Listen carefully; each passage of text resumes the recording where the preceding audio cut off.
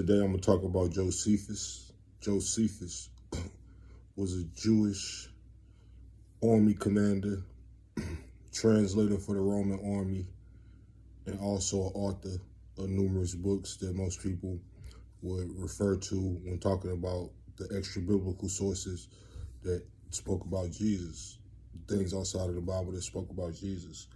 However, he was a Pharisee. And in the Bible, it clearly says that Jesus Christ said in Matthew 16:6,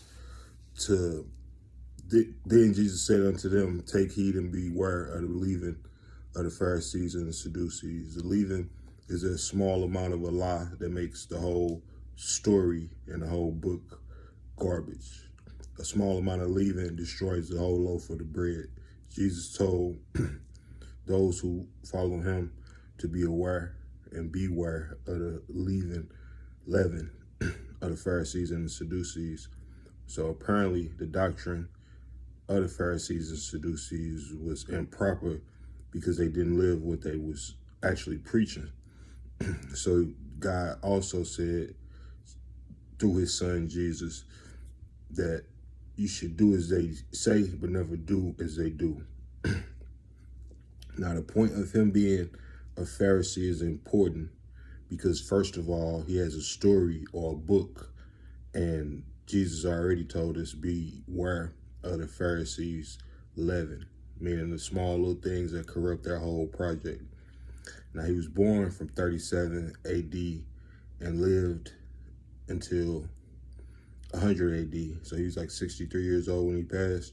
But the point about him being born in 37 AD is that Jesus was resurrected and left earth in 33, somewhere between 30 and 33. They're not sure about the dates, but it will obviously be between 30 and 33. So the point being is Josephus wasn't even born. So only thing he could do when we talk about his credibility, the only thing we could do is say he had a less run through the mill story. Because once you pass it from ear to ear in a room, we all know the story changes. So my question that I pose is, why would we use an extra biblical source like Josephus if we have people like Luke, we have people like Paul who met Christ on the road to Damascus, we got James, John, Matthew. These are people who knew Christ personally, were disciples of Christ. So why would we listen to Josephus, who was born a few years after Jesus was off the scene? And then another question is, who are we listening to? His name is Josephus Ben mattiyahu. Mattiyahu would mean he was Joseph's son of Matthew or Matthias. Now, was this the Matthias or the Matthew that followed Jesus? Well, Matthew 16:6 said, beware. Jesus said, beware of the leaven of the Pharisees and the Sadducees. So that means that Matthew, who followed Jesus' son, would not be a Pharisee. But we know that Josephus was raised up to be in the training of a religious figure because his father was a priest in Israel named Matthew. So my question that came to my mind, could that been possibly if he was born a couple years after Jesus left the scene, could that possibly have been the son of Matthew? But the information that Matthew left in Matthew shows that he was fully aware that having a Pharisee son wouldn't be good because the Pharisees had leaven in their bread. They were distorting the truth. It was something about the small things that they were putting into the bread that was making the whole loaf bad. So they were destroying the congregation with their personality and their beliefs, and their beliefs that weren't factual. So the Bible also says, be aware and don't give in, don't take heed and give heed to fables and folklore. So when we get to talking about Moses being 15 feet and these Jewish folklores that the Jewish community holds, we wonder, is that actually far-fetched? Because we know that scientifically we could break it down to, we know that a giant from the word of God, scientifically from the word of God, mathematically from the word of God, a giant is produced by son of God and a daughter of man. Well, we know Amram and Jochebed were both the tribe of Levi, meaning both of those would have been recognized as sons of God because they were in the tribe of Levi. Israel is the son of God. Adam is the son of God. Jacob is the son of God. Therefore, Amram and Jochebed in the line of sons of God. Also, when they saw Moses be born, they knew he was a proper child. So there was nothing disfigured about, there was nothing that made him, actually, he was born from Jochebed.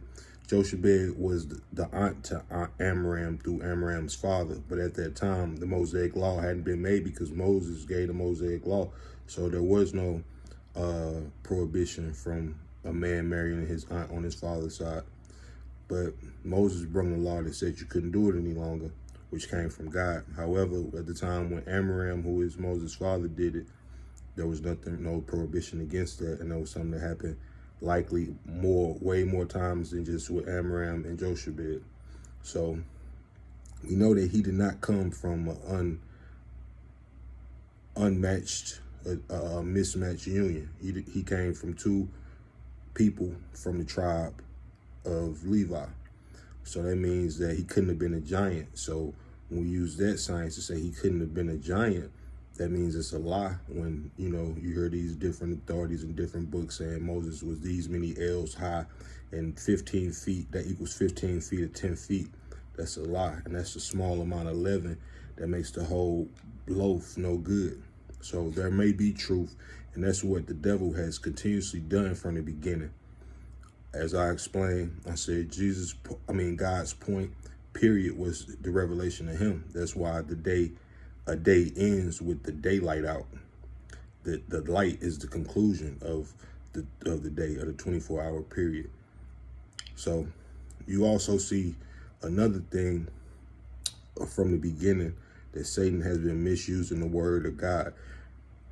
When he came to Eve, he misphrased the word of God when he asked her a question.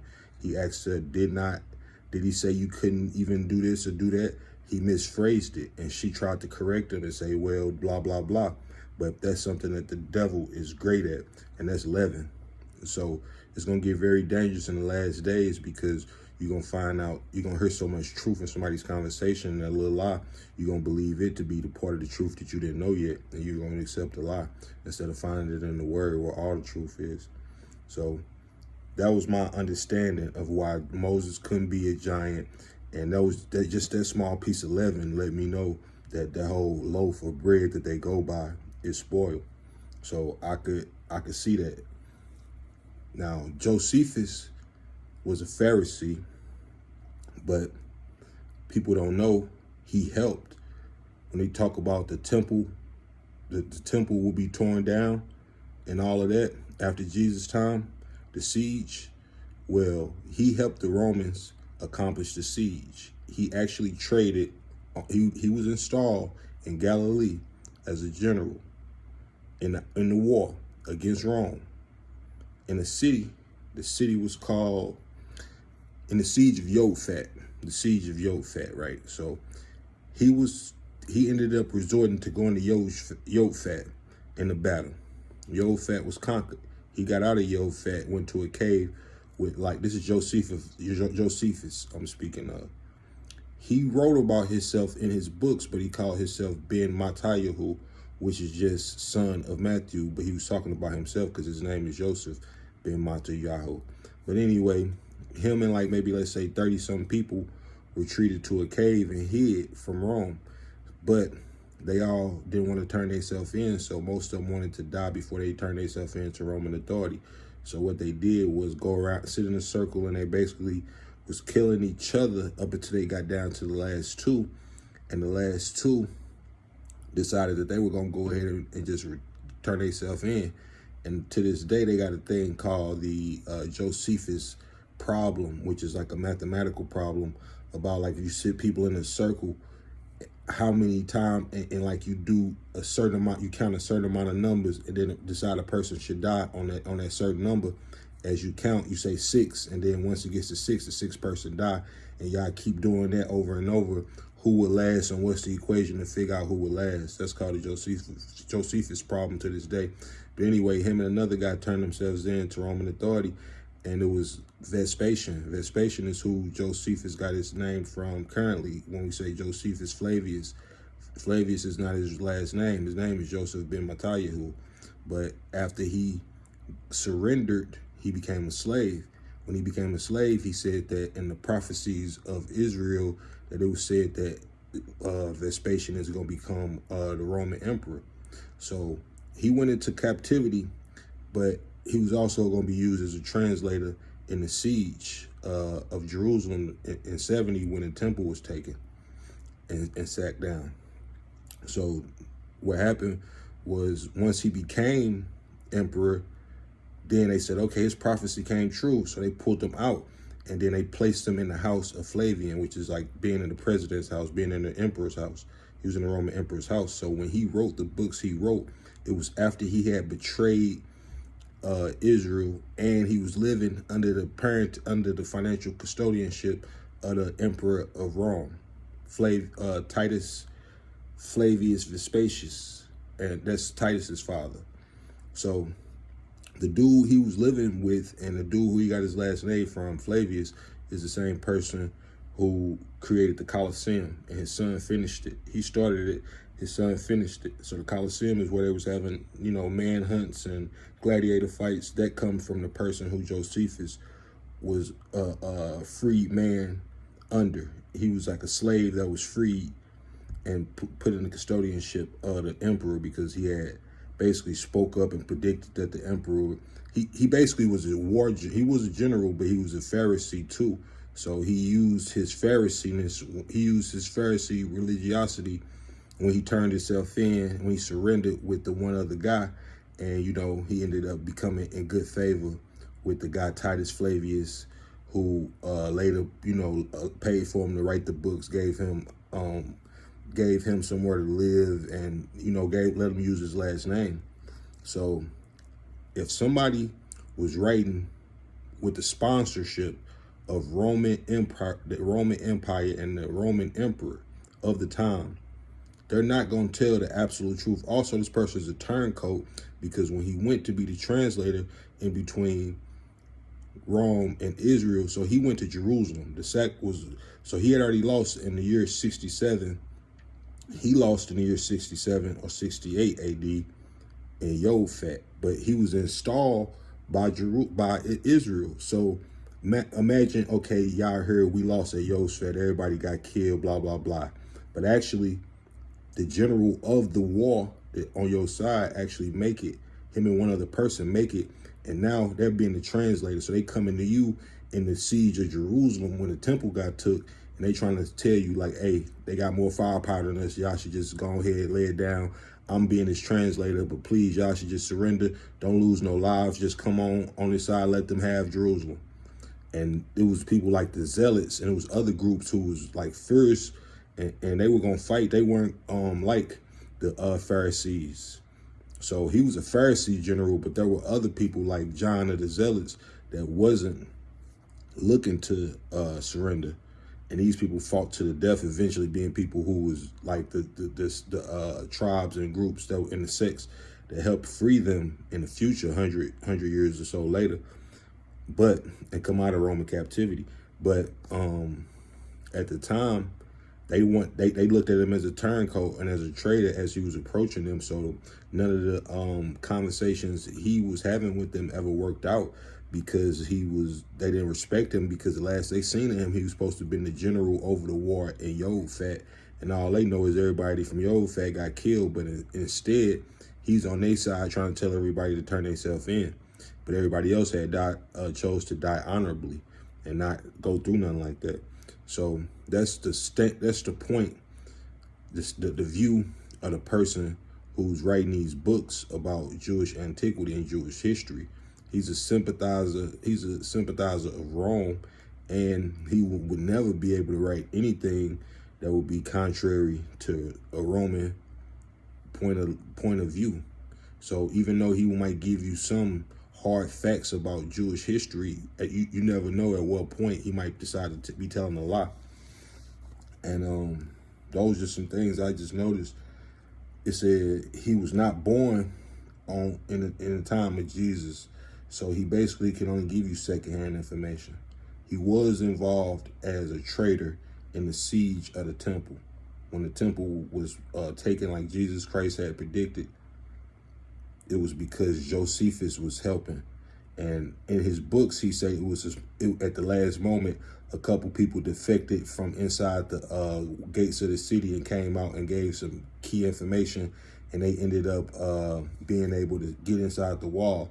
But if he's a military strategist, he's a general, and he defected, he probably gave, more than likely, he gave the information that helped them get inside the wall, the defenses of Jerusalem. So he was a turncoat. And the Bible, in the end, the verse that kills it is that the Bible said in Matthew, said, Jesus said unto them, take heed and beware of the leaven of the Pharisees and the Sadducees. So to know that he was a Pharisee, to know that he comes with leaven for the bread, to know that he was not the son of the real Matthias, because the real Matthias that wasn't a Pharisee or a Sadducee, the one that was a tax collector at first, he put the word of the Lord out in his rendition of God's gospel. He said, take heed and beware of the leaven of the Pharisees and the Sadducees. So just like it was many Josephs and there was many Matthiases, I don't believe that this Mattiyahu, who was his father, was actually the same Matthew that followed God and wrote Matthew 16:6. So we know that the Pharisees and Sadducees are the one that was strongly against Jesus Christ. This is the authority that we take in and say, yeah, Jesus exists. So the small amount of leaven is somewhere else in the book. When he speak on Jesus Christ, it give you credulence, and it make you say, okay, I can listen to this, because he even admit that Jesus is the Christ. But if you later read on, because I've already read the book, if you later read on, you find he says such things as Herod chose to try to rape every woman and have a baby with every woman in Jesus and John family, so his bloodline could be mixed with the bloodline of God. You see what I'm saying? Now, the Bible necessarily didn't say that as far as what I know. So I don't like to have extra biblical sources mixing up my memory about what the word of God is and the history of the people of God. And like, these are called folk tales, and what they do is destroy the whole loaf. It's no deeper than what Jesus said. It's nothing going to be more accurate than what Jesus said. Matthew 16:6. Take heed and beware of the leaven of the Pharisees and the Sadducees. Josephus Flavius was a Pharisee. He ended up becomes a general for the Jewish forces. He trades on them, goes and the zealots, the Pharisees, and I'm assuming the Sadducees couldn't all get under one, or the Essenes, they all couldn't get together under one banner and fight against Rome. And because they was having problems, that's why they all, with each other, they all ended up getting subdued by Rome, when they probably could have fought a better fight. So they never stood together. So that means Josephus wasn't standing. Josephus' crowd wasn't even standing with the rest of the crowds. Like, they were all having conflict. So it wasn't that he's a credible authority, and just because he's saying something we like, that's a little bread, but that bread is ruined by all the other lies he's told, and all the other information, and all the folklore that he holds from Talmudic and other traditional things that we really not supposed to follow, because outside of the actual Bible written by the prophets and the apostles, and we're not really even supposed to even be looking at Moses. We're not supposed to even be looking at any of the other stuff for no reason.